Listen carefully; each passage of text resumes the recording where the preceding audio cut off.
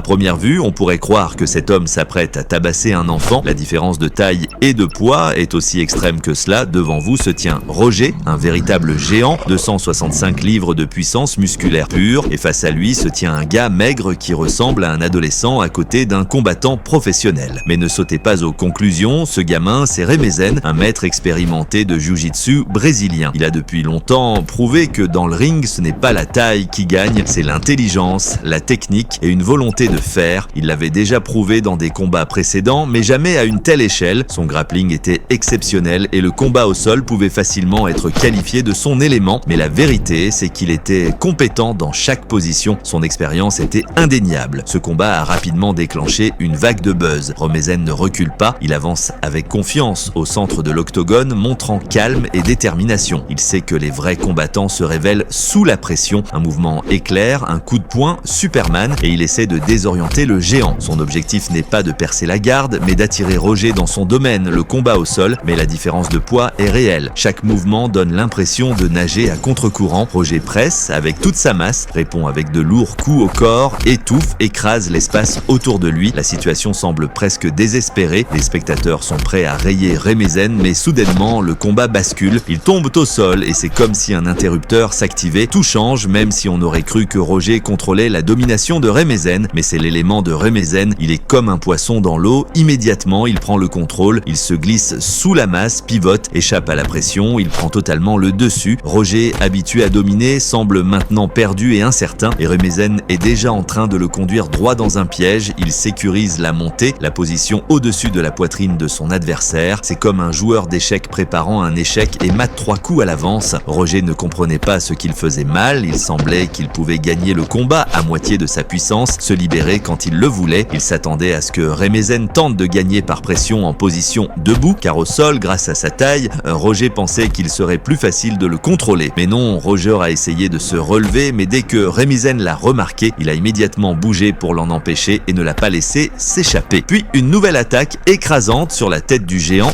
a suivi. Toute l'arène était sous le choc de la puissance de Remezen. Roger continuait de prendre des dégâts lourds sans rien rendre en retour, tandis que Remezen restait presque intact. Et puis le point culminant. Si vous n'aviez toujours pas compris, Remezen avait un plan clair pour gagner. Il a littéralement lancé une attaque implacable au sol. Soudainement, le combat s'est tourné vers une clé de bras. Quelques secondes plus tard, Roger, épuisé, a tapé. Il est tombé à genoux après le combat pour remercier Roger et s'excuser pour ce qui venait de se passer, ce qui était une dissonance complète.